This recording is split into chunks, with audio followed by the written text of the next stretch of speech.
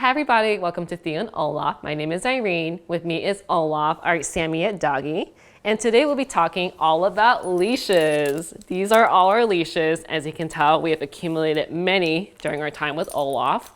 We'll be talking about the different types of leashes available, what I personally prefer, and hopefully this will be a useful guide so that you are not overwhelmed with your options. Let's first talk about the different materials when it comes to leashes. So the first material I want to talk about is nylon webbing, which is, as you see here. What's great about nylon webbing leashes is that they're very lightweight and they're very easy to transport. A lot of doggy classes will recommend that you get a flat leash like this to start. What's great about this particular brand, Mighty Paw, is that it comes with two handles.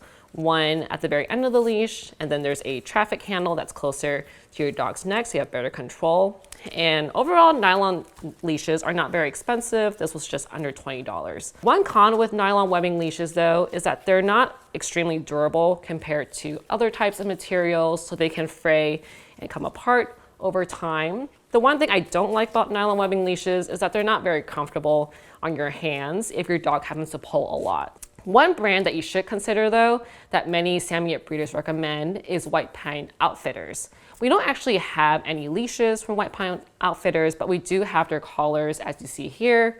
What's great about White Pine Outfitters is that the material is very soft. So compared to this other leash, it feels really nice on my hands. It feels very buttery. So if Olaf were to pull, it doesn't feel uncomfortable. What's also great about this brand is that it doesn't damage your dog's coat, which is great. The next type of material when it comes to leashes is Biothane, which is as you see here. It has this slick rubbery feel to it. So it's basically a polyester webbed leash with TPU or PBE coating. And what's great about this type of leash is that it feels very nice on the hands. If I were to pull on it really fast, not really a chance of rope burn. It's also really great when it comes to more watery or wet conditions outside, so it's very easy to clean up. You can just wipe it up. What's not so great about this type of leash though is that as you can see here, there's just this knot that happened on this leash and it's nearly impossible for me to get out. It's been here for a few years now. So that's just one thing to consider is if your leash gets knotted up like this, it may be very hard to untangle. One con when it comes to Biothane leashes is that they can be pretty expensive. I believe the average for these type of leashes anywhere from $40 to $60.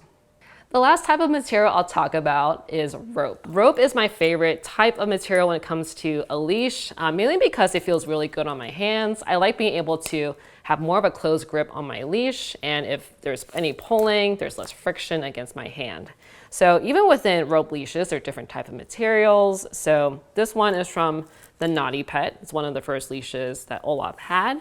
And this is pretty soft. It kind of has like a yarn-like material, but as you can see, the threading is a little bit loose. There's maybe like a slight bounce to it. And then the type of rope leash that I use all the time now is a rope that's a climbing rope material. So what's great about these type of rope leashes is that it's the same type of rope that rock climbers use. So there's a big safety component to it. So as you can imagine, if a rock climber falls, you want their gear to catch them. So same thing applies with your dog. If they take off, lunge, you want equipment that can make sure that they stay in place and doesn't break apart easily. A few cons with rope leashes though, one is that they can be a little bit heavy depending on the amount of hardware that's there, especially since there's like the carabiner here and some other connected pieces with this particular leash. So I don't mind it too much, but it's just something to be aware of. It's a little bit heavier compared to a nylon webbing leash. The other thing too is that rope leashes can be a bit expensive depending on the length of the rope and the configuration. I would say it's anywhere from $40 to $70 on average. Now let's talk about the different configurations when it comes to leashes. The first one I want to talk about is hands-free leashes. So there's a few different hands-free leashes that we've used before.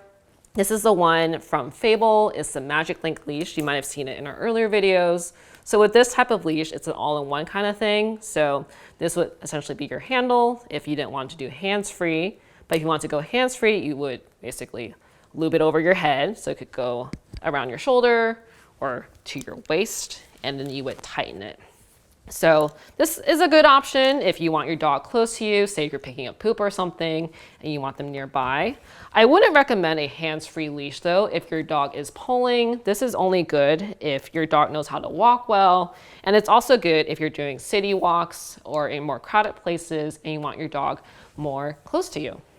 Another configuration for hands-free that I really like is one where you have a separate connector around your waist or over your shoulder. So with this connector, I can put it around my waist, clasp it in as so, and then I have my leash separately. And then if I want Olaf for a hands-free walk, or I want him closer to me, I can then clip in as so. So this makes it very easy to go hands-free. I don't have to loop the leash over me.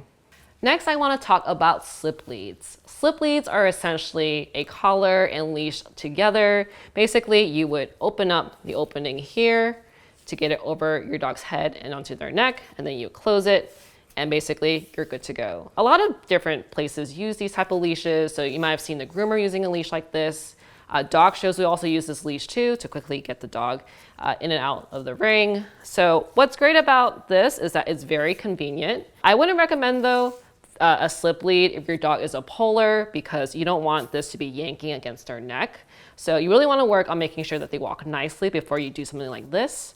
The other thing too is that with the slip lead, you want to make sure that this part around as a collar is high up on their neck, closer to behind their ears. That way it's not choking them. But a slip lead is a great option for practicing leash pressure and directing your dog where you want them to go. The last configuration that I'll talk about is the retractable leash. We don't own a retractable leash, but many people in our town do. And the reason why we don't have a retractable leash is that it's very hard to maintain control of your dog, especially if they pull or lunge. So there have been scenarios before where a dog on a retractable leash has gone up to Olaf, and it's just been very hard for the owner to retract the leash back. So it's not great in terms of maintaining good leash manners, because your dog will just start wandering off, and it can be very hard to call your dog back. The other thing too is that there have been scenarios too where, depending on the material of the leash, the retractable leash, it can break too. So that's potentially not as durable as other types of leashes. Finally, let's talk about the different types of lengths for leashes. So 6 feet is a good length to start with. It's what a lot of doggy schools recommend for practicing training. But as you start to perfect your loose leash walking, doing more city walks, I think a shorter leash would work better. For us, 5 feet for a leash is very great when it comes to loose leash walking, because sometimes with a 6 feet leash, there's a bit of excess that you have to carry. One thing you can also consider too, when it comes to practicing recall, is a longer type of leash. I believe this leash is about 30 feet long, so it's a lot. We've used this in places where we wanted Olaf to explore, but also for him to practice some recall. What's not so great about this is that, as you can see, there's a lot of leash going on. So it can be very easy for it to get tangled, to get caught in a bush, and to wind it back together. So that's it for our overview of the different types of leashes. Hopefully you found that to be useful and not too overwhelming. If you're starting out with a new puppy and you're confused about what to do, I would say getting a good nylon webbing leash like the one from White Pine Outfitters is a great way to start. And then from there, you can graduate to other types of leashes, like the rope type of leash, which I really like, especially one that has both a handle at the end and a traffic handle for better control. One thing I should mention is that no leash can stop your dog from pulling. They can help in certain cases, so a rope leash is pretty durable. It can help withstand any type of force, but if your dog tends to pull, I would work on training for that. So let me know what your preferences are when it comes to leashes. We'll list all the brands and the links to the leashes that we mentioned here. So as always, if you enjoyed this content, make sure that you like, subscribe, and hit the bell for notifications. Thanks for watching.